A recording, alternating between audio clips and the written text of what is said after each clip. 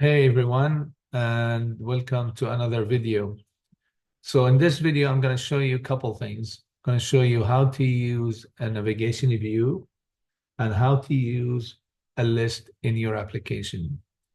And then in doing so, we will review what we call collections, which is arrays, and then what we used before also uh, structures. All right, so let's get started.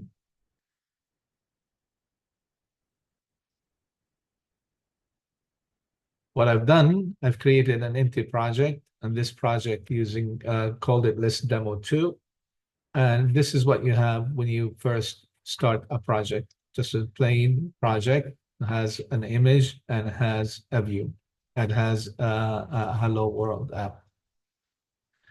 Let's say I want to add a title on the top of my page. Now, this is usually called a navigation view. In the old days, you used called navigation bar.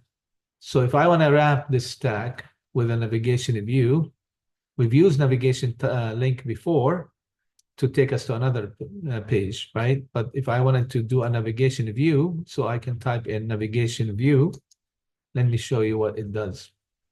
Okay, and then I just simply put a bracket around this and a bracket around the stack view. So this is my stack view, and I'm going to put another bracket around my stack view.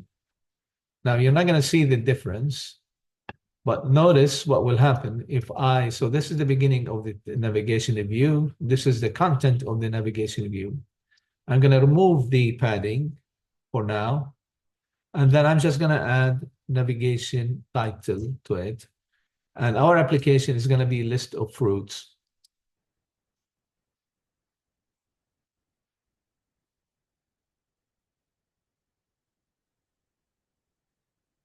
Let's make a list of food. Let's make a list of fruits. Okay. Now, if I do this, it didn't work because it's not a list. Now hit this. All right. So you got the list of fruits on top. Now, what about this here? Now, usually when you're dealing with a list, you deal with multiple items. So instead of a V stack, we use another control called list. Another view called list. And there's different version of this list. I'm just going to show you the easiest way first, and then how we go and make it better in a minute. So what happens when you type in a list, now it looks like some sort of a table. And inside the list, you need to repeat a few things. So typically, I can just do this, and this is not okay because you're basically repeating the same thing over and over again. So usually lists, the things that you want to list, they come from an array.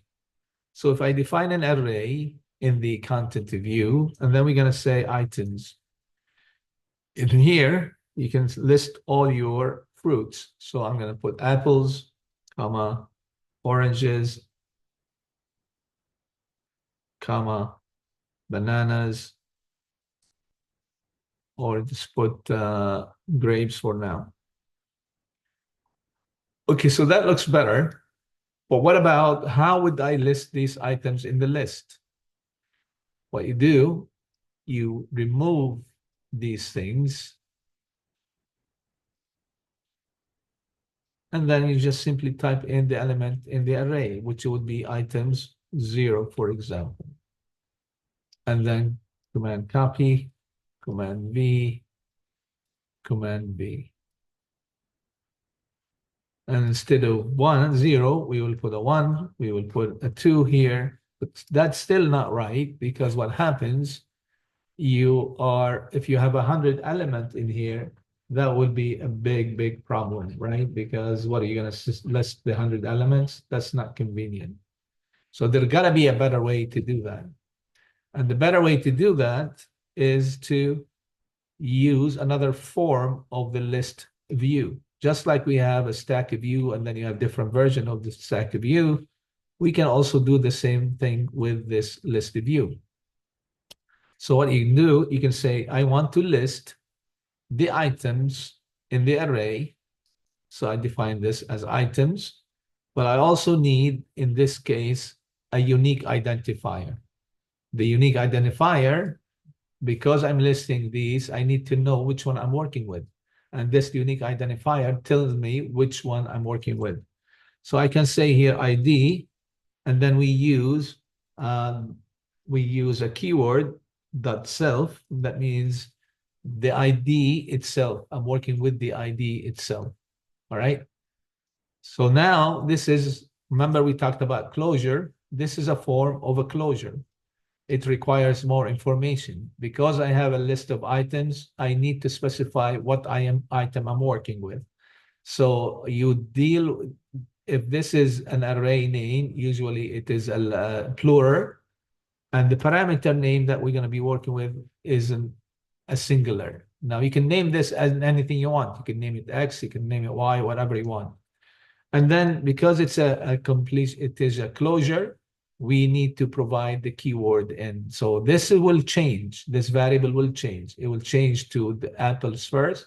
It will change to orange first, second, and then grapes. And no matter how many elements do we have here, this will work as well. So now what do I do? Now I can use text, and then I just simply use this variable name here that I want to list in the list. So notice you got the apples, you got the oranges, and then you got the grapes. That's great, and that works. But what if this is, we have multiple information that we want to list about a particular fruit? So for example, I could be wanting, I want maybe to list the orange, the name of the fruit, and maybe display an image or an emoji. So how can we do something like that? How can we do display more information about a particular item? Now, one way to do it, obviously, you can have multiple arrays, but that would be a huge problem, okay? Because every item, if you have 10 items, you will have 10 arrays. So what is a better way? What's a better way to do this? Remember when we talked about creating our own data type? Because at the end, that's what we are creating. We're creating our own data type. And the way you do that, if you remember, we use the keyword struct. And then I'm going to call it food, okay, or fruit, right? And this fruit structure need to adhere to something called a protocol called identifiable. Why is this important? Because remember, when you're dealing with a particular item, you need to know its ID. And if we do make this data type to work with a list like that, we need to make it adhere to this thing called identifiable. You might not need to know a little bit. You will know more about it later on, but for now, just do it like I was just explaining. It's simply saying that every item in this structure, or if I create a copy of this structure, is identifiable. So what are we going to include in this structure? The first thing you need to include in this structure is an ID. And then because it is an identifiable, it need to adhere, it need to be an ID, and usually we make it a unique identifier. And then the way to make it a unique identifier, we use a keyword. We're going to make it equal to UUID. What does that mean? This will make it, every time we create a copy of this, it will create a unique identifier for every copy. Okay, so if I'm creating a copy of an apple, this field will have a unique identifier. Okay. In addition to that, so that's a must. If you want to use it in a list, you need the structure or the data type you're creating. It has to be identifiable, and also it has to adhere. It has to have a variable called ID and it is a unique identifier. To make sure it is unique, this is what we will do. We'll make it here UUID equal to UID, which create a unique identifier for you. The next thing I'm going to do, I'm then going to define an emoji that represent my fruit, and this is going to be a string. And I'm going to define another variable, and this one is going to be the name of the fruit, and again, it's going to be a string.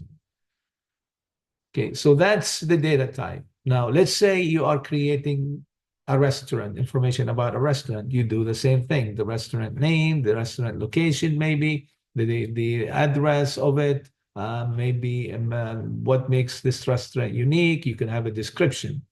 So, but this is the process where you create a custom data type and how you list it in a list. So fine, but what about creating multiple copies of this? Okay, well, we have items here, but we're not going to use fruit items anymore. I'm going to create an array of fruits. So I'm going to call that fruits, and this is going to be equal to what? Equal to what? What are we going to create in here? I created my custom data type. I am going to create copies of this.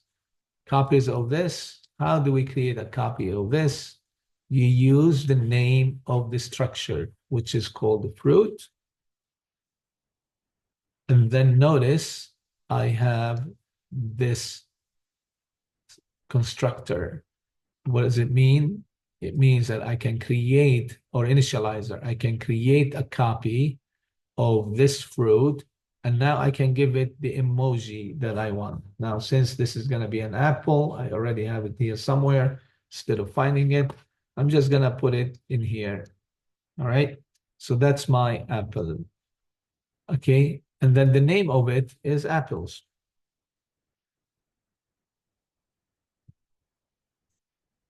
All right. What about the second element, which is the oranges? So I can do the same thing. I can just copy this. I put a comma between the two elements. I separate. Now instead of apples, we have oranges. Again, I have it copied somewhere.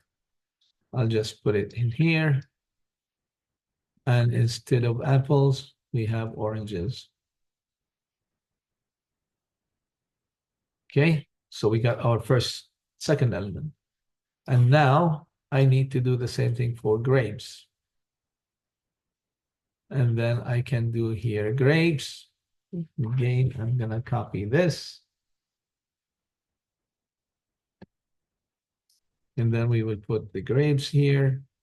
And here we call it the grapes. Taban, you can add as many as you want. This is just an example. Okay, so I created my data type. I created the list that I want to do. What about the array that I'm going to do, the collection? What about here? How do I list them in here? Now, instead of the items, now we're using another list. This list is called fruits. So in here, I just simply type in fruits, but we have to do another thing. The other thing here is that this would work, but we have also this variable here, which is called the ID. So how can I use the ID in the structure that I just created? So instead of that self, we use the name of the field in this structure that makes it unique. So that is called ID. And in here, instead of item, you can keep it item if you want. We can call it fruit, for example. In here, I don't use just fruit. I use fruit and the item that I want to display. So if I want to put the emoji, now I got my emoji. All right.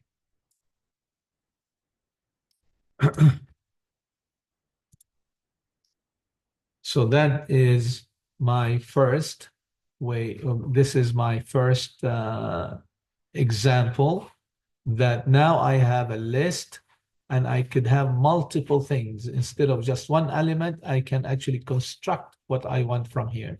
So if I want the emoji, I want the emoji here and next to it, the fruit name, that I can easily do that in the list. So I can design my list, not just simply one value. So I'm going to create an H stack. In this H stack, I will have two values, which is the emoji, and next to it, I'm going to use text again. But now, instead of using the fruit, I'm going to use the name. Notice what happened. It gave me the fruit and then the emoji and the fruit name. Okay, so that's pretty cool. My stack, my list looks a lot better. And if I want to do more, as I said, you just simply do Command V, Command V, Command V, and then change the names of these fruits. Now I'm going to get all these grapes in here. And if you want to add more values, you will have to add another element in here. And then this element you add, then you will, when you construct the stack view or the vertical stack, whatever, you need to construct it using all the elements in the stack views. Okay. Now, there is another example way to do this. Another way to do this, which will be called the for each. What I will do, I'll stop in here first, and then I'll explain to you the for each in another example. In the same example, we'll change it to use the for each. So it'll give you two ways where you can list items in your application. So let me pause my recording or stop my recording.